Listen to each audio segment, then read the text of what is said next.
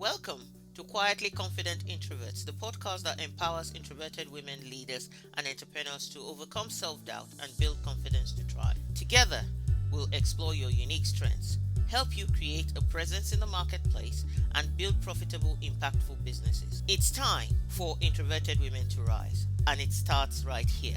Let's dive in. Welcome back. Welcome back. It's so exciting to have you back on the Quietly Confident Introvert podcast show. And this is all about empowering introverted women to ensure that you can achieve those ambitions that you want to achieve.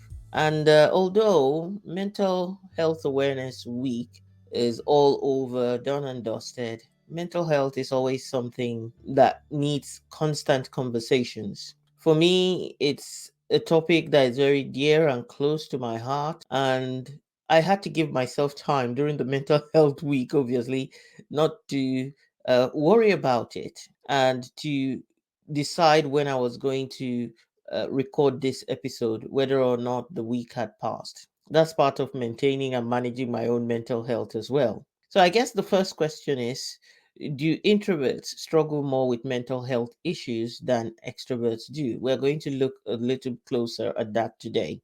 So that's why our topic for today is 5 introvert mental health challenges, why and how to handle them. And I'm going to be doing something different today because I'm going to be adding a few slides. I just thought I'd have a bit of fun and maybe share some of my own journey, my own experience through maybe visuals because I love visuals as well. I love presenting, I love training. So we're going to give it a go and see how we get on today. So if you're listening via, Apple, Spotify, and the rest, you might have to click on my YouTube channel to get the full experience. However, obviously, I'll be talking through the slides so you can listen and still take notes. So, like I said, there's always this argument or conversations around introverts more, do they struggle more with mental health issues than extroverts? Well, for me, as I was aware of maybe feeling quite moody, being melancholic, feeling desperate about the world from a very, very early age. And of course, I didn't know what being introverted or the word introvert means at the time. So, as early as 9 years old, I was aware that I wasn't looking at the world always from a very positive place, and more so, more than other people. Well, let's start with some few things. We want to start with some few things maybe that would explain some key things about whether introverts are regarded as having more mental issues than extroverts. So let's even look at the definition of extroverts, for example. The definition of extroverts is when you put it in Google, it will come up with outgoing, talkative, action oriented, spontaneous, energetic, and optimistic. And you think, wow, these are all really great stuff, Wouldn't anybody want to be an extrovert with all that qualities? Well, let's look at the definition for introverts that you will find when you look. Introverts are shy, they're thinking, they're anxious and restrained, and some are social. So that's a positive. You've got introverts that are social. So that's one positive, but the rest of it sounds like, do I really want to be an introvert with all those things? But that is the description. Those are the types of introverts that you have, the different types of introverts. So it's safe to kind of assume that maybe there are some things that are challenging more for introverts than extroverts. Then, in terms of research, I was looking at the research from the National Library of Medicine from 2001, and it suggests that introversion may play a part in the development of depression in the presence of other factors, which include greater sensitivity to feelings and emotions, or neuroticism.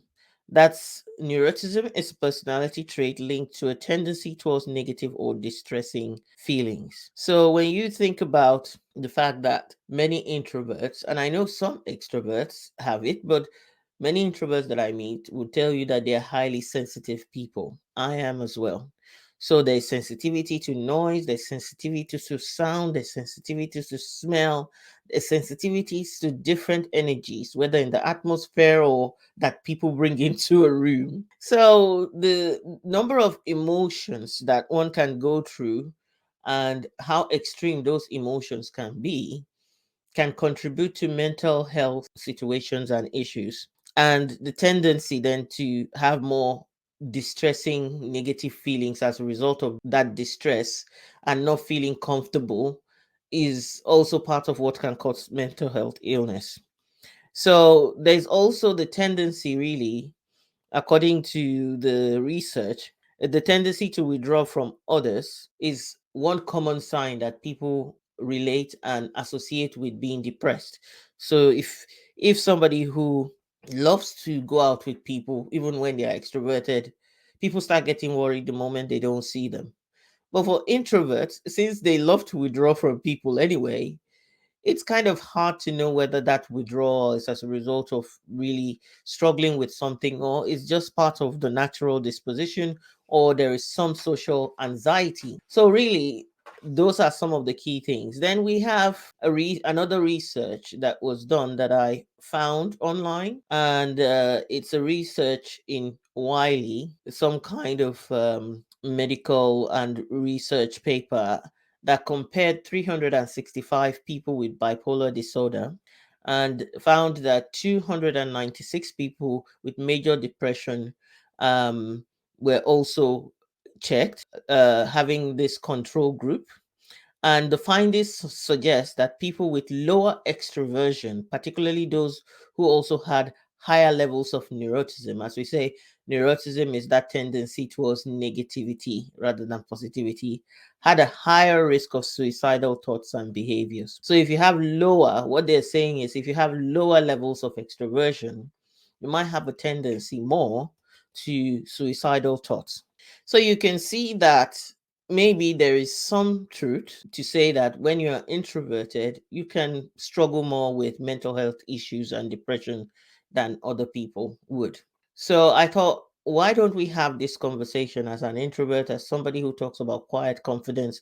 Because the truth is, if your mental health is not in a great place, you can't build your confidence either. You can try, like people say you should do, fake it till you make it, but there's only so much you can fake happiness. There's only so much you can fake feeling good until you kind of go over the edge sometimes. So what we want to do also is not just to talk about the negatives. I want to share my view of life. So even though from childhood I knew that I was somebody who was very moody and melancholic, I've never had to go on taking medication or anything like that. That doesn't make me super in any way, but I've always been very intuitive, in tune with myself. So I've worked at managing things in the best, finding other tools and ways of managing my life over time. And actually, I can say that I remember that when it comes to neuroticism, I feel like I was on that side, on that scale of things for many years into my early 30s when I then discovered coaching and started to work on myself, started to feel like I was empowered to start to do something about whatever I was thinking, whatever I was feeling, and the circumstances around me. I didn't have to let my circumstance dictate who I am. I didn't have to let experiences and things that happened to me dictate how I lived my life or whether I could live well. And things began to change from there. So I have grown a lot since then and I've learned a lot and it has helped me. So maybe it can help you as well. The other thing I realized is that a lot of people focus when it comes to mental health on the head, the thoughts, and I tuned into the fact that it's nice to acknowledge when your heart is broken because everything is linked. So I look holistically at life, and I think many times if you just focus on just the thoughts, what about if it's coming from a broken heart? It's hard to describe how a broken heart feels, but you just feel really sad, really low. And we've all been through there where we experience maybe loved ones, things happening, and we have that brokenheartedness, and that can impact the way that life is. So it's kind of hard to slice it up and dish it out in different ways. But if you can look at it from a holistic point of view, it makes all the difference. So, what are some of the five things that I pulled out and thought, let's break it down? I love obviously creating some kind of ways of looking at things that are in an aligned way, as usual. When I talk about the aligned introvert method, you understand why I look at things like that.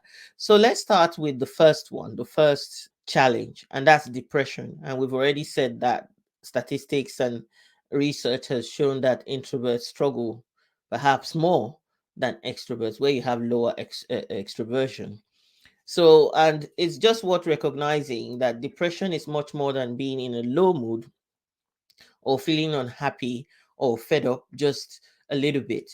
If it carries on day in, day out, and it's like a vicious circle that you can't break out of, and it impacts on everyday life, it can lead to suicidal thoughts. And even when we talk about depression, just feeling low 1 or 2 days, maybe that's fine. But when you have thoughts of self harm, you begin to feel very hopeless. And some people then have psychosis as well. So it's not something to really take lightly. And what I always say is don't think about how you can just go it alone if you feel that the number of days of feeling low, feeling sad is just getting too much.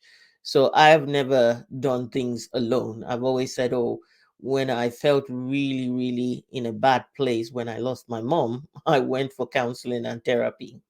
When I felt like life was looking dim, I went for counseling. I'm always looking for ways, and obviously, like I mentioned, coaching helped me. But some people might need medication because the chemical imbalance in the brain is leading to psychosis and all other problems.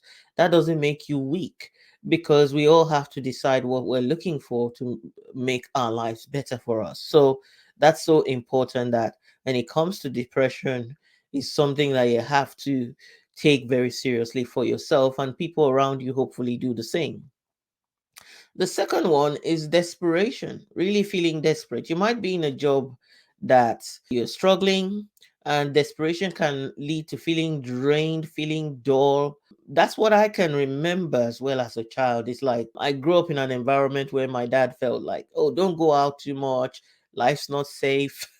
Even now, that might make sense with a lot of more dangers, but there was this idea that life was too dangerous, so I had to be too careful. And as a child, I was very adventurous and would have loved to take that adventure to any, but I couldn't. So I really felt more desperate, I would say, feeling desperate about wanting to do things in my life that I couldn't. And maybe as an introvert, you might relate to that.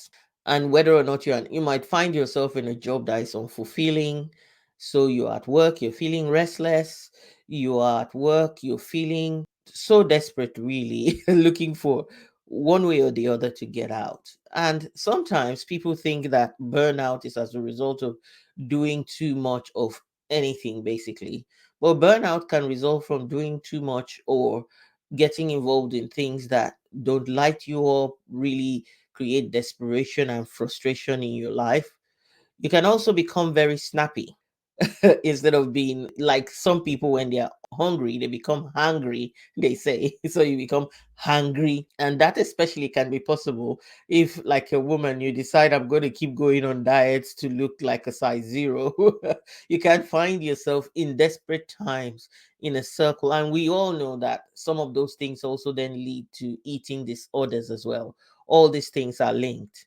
And you can be snappy, you can be frustrated as a result of that. But burnout can actually come from not working and focusing on your need as an introvert, because with too much stimulus, introverts will then struggle to manage things. I've been through it. I've been through burnout, so it's not something that I would I would say is pleasant. It's scary, and it can happen in different ways. It can cause different health issues. And Just to read again about something that I researched and saw, it says a 2021 clinical perspective paper notes that previous research has found that many individuals with short term stress recover within a few months and can recover within maybe 3 months. However, in severe cases of burnout, recovery can take longer than a year. And for me, I'm not gonna lie, that's been my experience. When in 2022, I kind of recognized that maybe I was going through something that was more than just feeling tired and feeling frustrated. And it's taking ages to kind of get back the rhythm in my life again. And so you ask yourself, why do you let it get that far? Well, sometimes we have to live and learn, right? So that is why I'm an advocate a lot of slow down, take your time, make sure that you're learning how your body reacts to the things that you're doing, know what your capacity and your capability is, and work within it. Whatever you're looking to happen will happen over time. And for introverts, I think it's important to recognize this. The other number three for me out of the five is being distressed. And distress can come from one of the things that I associate with distress, for example, is social anxiety. So you can have social anxiety and be somebody that struggles with going out, meeting people. You know, I don't have a problem with meeting people. I just have a limit to which I can cope with all the stimulus. Being highly sensitive doesn't help as well. If I enter an environment already, my antennas are up, taking the noise, taking the sound, taking the energy in the room. And there is a certain point where all of that can come together, and whether it's positive or negative can come together and become too much, and I need to get away and find solitude. And in that situation you can find distress. But there are those who actually are just as a result of that discomfort have developed social anxiety, and it's like, okay, I don't want to associate with people because I get uncomfortable. However, it would be nice not to be lonely. And so you're kind of like feeling more distressed and not at ease, even when you're on your own and it's supposed to be nice, peace, and quiet. But also the need to over socialize that is coming from extroversion bias can lead to people feeling distressed that they cannot really deliver on that socializing, maybe to achieve their goals that they want to achieve, because it's said in business, it's not what you know, it's who you know. And so you can run around in circles trying to find who you should know that will make a difference. Whereas the problem with that is the journey can become very distressing for people who struggle with social anxiety. The fourth one is feeling discouraged. When maybe you've had a lot of setbacks in life, or you're feeling like things don't look like there's a future, or like I've already mentioned, extroversion bias makes life difficult for you, and you think, is there any way that my natural tendencies are going to allow me to achieve the goals I want, because everything seems like it's geared towards those who are more extroverted. And what this does is that it causes discouragement. And for some people, they end up throwing in the towel. Now, what to encourage is obviously, if you look at things in the short term only, then it's hard to keep going, to have hope, because if you are so ingrained in your reality, the discouragement can get so overwhelming that you throw in the towel. And we've all been there. So it's worth understanding what you're going through, how you're going through it. The last one, which is detachment. And this one is quite an interesting one when I was looking at it, because I think at some point in one's life, you've got to be willing to allow yourself to be vulnerable to feel emotions. So, detachment here, by definition, emotional detachment is an inability or unwillingness to connect with other people on an emotional level. And it may help protect some people from unwanted drama, anxiety, or stress. The problem, though, is that it can lead to loneliness. Emotional detachment, obviously, is can help if you're using it to kind of feel, oh, well, I don't want people in my space that have drama, and I have certain energies that I want. And so you detach yourself from things that maybe are emotionally triggering around you, and just develop that emotional intelligence or emotional resilience. So, and you can then decide that you want to use that to maintain your boundaries. However, there are people who can't control that emotional detachment. You feel numb, you feel muted, and you kind of don't want to connect with people. And sometimes it might be you're struggling from having a broken heart, you're struggling from maybe someone has hurt you in the past, and you don't want to open up to other people again. And this can lead to loneliness, it can lead to anxiety, it can lead to fear. And many times people don't feel like they can ask for help. And all these things is so important to seek help where you feel that it's getting extreme. We all know when things don't feel normal to us, or when it has gone beyond just, oh, I can endure it and I can go through it. And we have to decide whether you want to let people's opinion or dictate how you're going to manage it, hiding just in case people don't know. And I think one of the things, when I had postnatal depression, I was given a questionnaire at the time, and I knew that for some of the questions I wasn't being honest, because for I knew things like they would ask, do you feel that when things are not working out right for your child, it's your fault? I said no, but the truth is, I felt that way all the time. I felt that way all the time. I felt like I was crap at being a mom, and I was full of anxiety, like, oh, this child is not going to do great, just be me being the parent.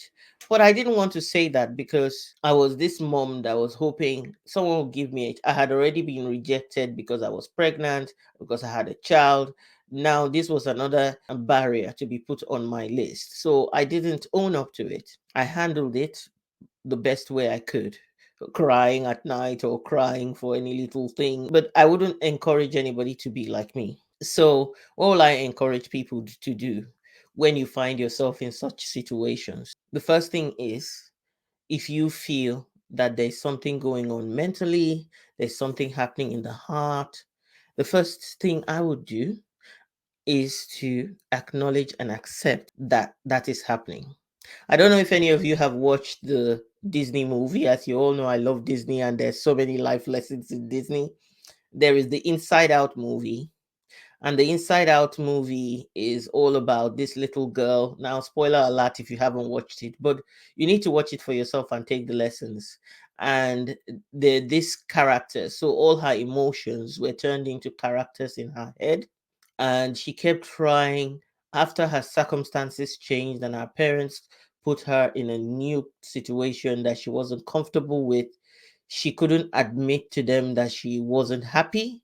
So instead, she tried to push sadness away in so many ways, until, and these characters that were her emotions were doing all sorts of things. Happiness, for example, was was working overtime, and didn't want sadness to show up at all, didn't want sadness to touch the emotional buttons. Well, finally, something happened. A crisis happened. This girl ran away from home, and there was a crisis of her being in danger. So finally, happiness allowed sadness to touch the buttons, to touch the emotions, and they started to work together to acknowledge. So, what happened in that instance was this little girl had to acknowledge the feelings that were happening in her body. So, I think it's not just for the little girl, for all of us, we have to acknowledge, I am not doing great. I know that there is a quote that says it's okay not to be okay. No, it's not okay not to be okay. I want to be okay. How about saying that? I want to go after being okay. Accept that. So once you accept that, the next thing I would recommend is activate, engage with the feeling and understand it. What I found is that sometimes where things are happening in my body can help me know exactly what is happening or what I'm feeling. Sometimes it's a tightness in my chest, so that can relate more on an emotional level than just thinking and is I'm going through broken heart. Sometimes it can be my stomach and it's more, oh, it's a lot of anxiety. It's fight, flight, and freeze that is all happening in there. And that's where it shows itself. So sometimes you can use being mindful to come up with understanding what is going on. Then the third thing, very importantly, just don't carry on with the motions and say it's okay not to be okay, and then it's you are not okay for ages and ages, which can cause damage. You want to fix it because you want to have the capability to live a good, fulfilling life. So the first thing I would say is seek help, professional help. I'm not saying this because I'm a professional, but I'm saying it because there's professional help out there. And at the end of the day, if you're feeling hopeless, there's psychosis, you need to send out an SOS. You need to contact the different agencies. There's Mind that is one of those mental health charities. You have the Samaritans, and those are key people picking up the phone. Many churches offer helplines that you can use. The last thing and point I want to make is share with you some of the tools that I have had to lean on and use on my journey. Now, like I said, I want to caveat it. I'm not a mental health professional, but we can all share how we have navigated the difficulties in life. So I just want to share some of that very quickly with you. And like I said, if you are watching on YouTube, then you can get a lowdown of it with the nice little slides I've created. If you're not, then you can obviously listen and gain benefit. Don't forget to subscribe either way so that you never miss any of the good things that I'm offering and sharing with you. So here are some useful mental health tools. I tend to think about mental health not just in my head and what I'm working. I tend to think of it holistically. So I tend to think of tools for the mind, tools for the body, tools for the spirit, because I believe that we're spirit, soul, and body. And so for the mind, I recognize that as I'm getting older and maybe with menopause and the struggles, so ill health can also make us feel down. And for me, I have had challenges when it comes to menopause. And that's why I'm glad that in the workplace, there's a lot of help when it comes to menopause in many places. There's a lot of information about it. But obviously, I'm my own HR department. So I've got to take care of myself. So maybe roughly over a year ago now, I started doing some brain training. Before that, I was going through Jim Quick. I don't know if you've heard of Jim Quick. You can have a look at him. He's an expert in working on the brain and getting your brain cells wired in such a way that you recall things from memory perspective, and you keep your brain cells ticking over and regenerated. I'm into him as well, and I've used some of his tools in the past. But what I found is that if you want to rewire your brain, regenerate cells, you need to keep it energized and engaged. And one way is to learn a new language.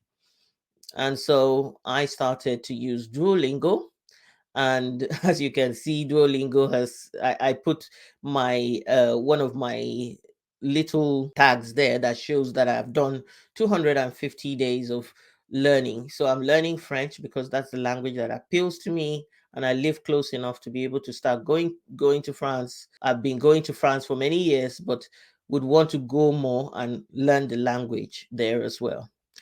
The other one is I found out that when I'm not focusing very well. So, do these things fall under mental health or they're just productivity performance? You could argue, but they can be all be distressing. And it's how do you manage some of these things so that you live well in general. So, I found out that you can get so many nice focused music on. If you're an introvert, you might find that your mind is constantly busy, and if you are an idea generator like I am on some of the scales and things, you want to quiet the brain, quiet the mind. That's what I do. I play focus music while I'm working, and I play music when I'm taking walks and just focus on singing out loud. So sometimes you're taking walks and you are too in your mind. You can also just quiet the mind. And I use music, and it really helps me to be more focused and quiet my mind. The other tool that I use is what is called Zen Colors, and it's coloring by numbers. I've always wanted to become an artist, and maybe one day I will put myself in a school to learn. And that's not going to be very far into the future. I am hoping that I can do it very soon. But what's important is it quiets the mind, the coloring by numbers, and I can get lost in it. So if you're looking on YouTube, it's one of the colorings that I have done. I think I've done over 30 so far, and I love just coloring, just using, obviously it's not difficult, it's on the computer and it's an app and you can just download it and use it. So that's how I keep myself from maybe neuroticism, which is that trait to have negative thoughts. Sometimes you just release yourself from overthinking and just do something relaxing. The other thing I have found is that I've been looking at what I eat a lot and how does it affect my mood? How does it affect me? So I'm very knowledgeable to a certain degree over the years with trying to do one diet or the other on how food impacts my body. And so once in a while, in general, I tend to want to eat healthy, and I tend to eat a lot of fish more than anything else because of the fish oils and the vitamins. And I tend to eat a lot of vegetables in their raw state if I can help it. So, both food and drink, I love food. Also, I found out that taking water in the morning is good for you, taking water. So, all these things are linked. And so, this second bit is all about tools for the body now, because it's like I said, is mind, body, and spirit. Food and drinks makes a different movement. We all know that introverts tend to like solitude, and sometimes solitude for some introverts can mean sitting in the couch on the couch and watching Netflix all day. Trust me, I've done that, and I do that from time to time. But I find that the more, what you want to do is to recharge your batteries in the right way, and you can do that through going for walks. And I love going for walks, maybe in the countryside, but to be honest, I enjoy a lot of seaside walking and allowing the waves, the sound of the waves to be part of what I'm here. I love water, so taking walks around water and seeing the movement, all those things contribute. And then really totally resting, relaxing again by the seaside. So sometimes we want to take a rest, but we're not really resting. And so really being in tune with resting and bringing yourself back to, let me just rest, let me do nothing. Maybe I would only take a book to the beach. Some people say laptop in the beach. You do you, according to one of my guests recently, do you. But if you feel that you are overloaded and you're heading towards a mental breakdown, it's not the time to do you with laptop, where when you're on the beach is the time to kind of, what we need to do with rest is, I find that it's difficult sometimes to give yourself permission to truly rest, because we are being conditioned to believe that work, work, work, work. So resting becomes difficult. So then it's tools for the spirit. So tools for the spirit for me is where I have put in things like meditation, things like journaling, where you are self-coaching yourself. So for journaling, you might not find the image here, but I talk a lot about my journal, which is a self coaching tool, and it really helps me to tune into myself. But then I use a meditation tool known as Soul Time. And Soul Time is very complete. It provides meditation, and being a person of faith, it provides Bible verses. It actually makes you do a mood test every morning, so you can check your mood and understand where your mood is. And that's what I like about it. You do a mood test, and based on that mood test, you get some suggestions of the meditations that you need to be listening to.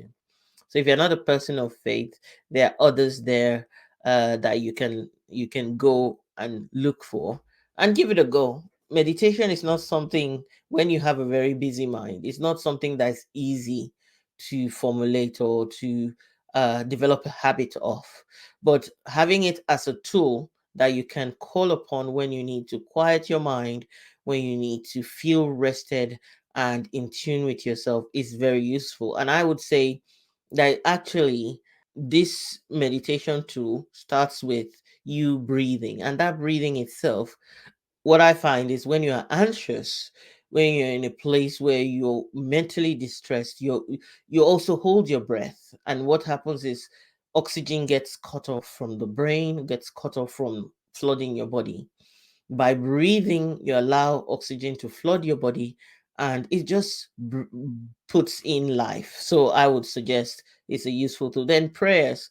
I run a prayer group, which there are ladies in there, and we pray every Monday together, and it's about bringing those distressing things together in a confidential space, knowing that you can get support from others to pray together. And I pray normally daily, consistently, but then that group praying together is also something like, oh, you don't have to suffer in silence, you don't have to suffer alone. And the last one is I fellowship, which means I, from time to time, I would go and associate with people of the same faith. So if you think about fellowship and think about it in like Lord of the Rings, if you, I love Lord of the Rings and we watch it almost every year. It's one of the best films in the whole world for every generation, I would say. And so when you think of fellowship, think of Lord of the Rings and how Frodo, for example, who is the main character. And if you've not watched it, again, spoiler alert, sorry about that.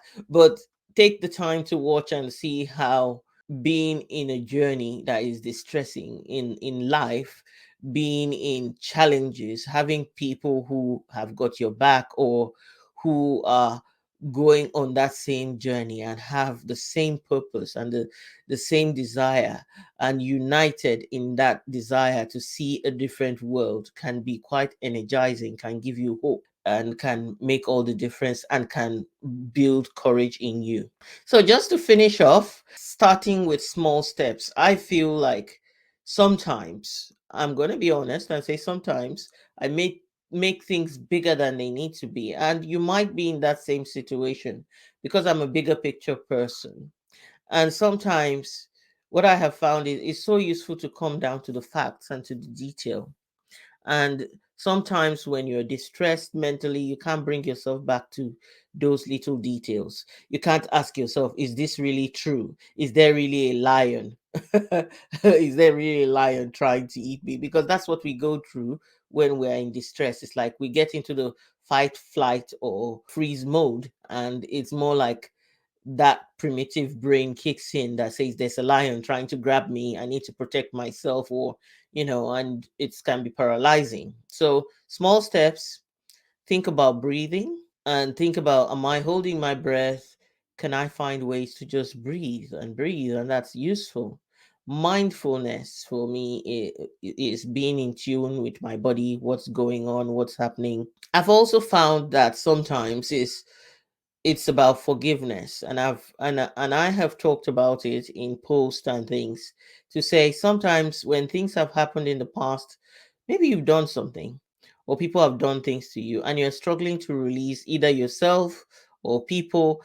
People can do things to you and you can go, oh, why did I let those things happen to me? And that can be eating you up on the inside and cause distress, cause headaches. I've been there. I know how that feels. So, forgiveness, practicing the art of forgiveness. Another thing I practice, which has helped me, is when things happen, I'll give it 24 hours. I'll be like, you have permission to be sad. You have permission to be upset for the next 24 hours. After that, let it go. It doesn't always work, especially if you're having a row with the hobby or something. But generally, it's made a difference. It's made a difference to my life to do time out. Okay, time out. Let's be sad right now. And maybe you might come around me then and I'll go, I'm just being sad. Of course, I won't pick up the phone. But tomorrow I'll call you and go, yeah, I was not feeling great. But it's more learning to quickly forgive oneself. What you cannot change, you ask for forgiveness and you forgive. You let people go. Travel light, like I say. And the last one is sometimes you'll be full of fear and the fear will cause distress. Sometimes you might be going through emotional detachment because you've been hurt before. You don't want to open up your mind to other people and you don't want to associate with people anymore. And as an introvert, you get in and into yourself. And being lonely can also be distressing, depressing, and all of that stuff. So find courage. Courage.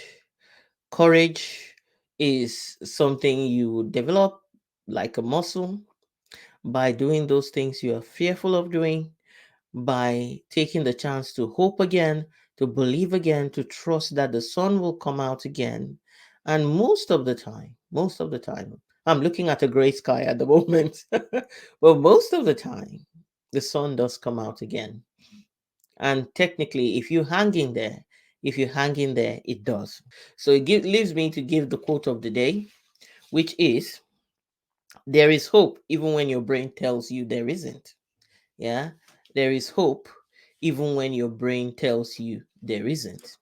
And something that I always tell myself when I get fearful, when I get distressed, it's a scripture and a promise. It's like just like we say affirmations, it's more like we're affirming things that we know are true about us or about our faith.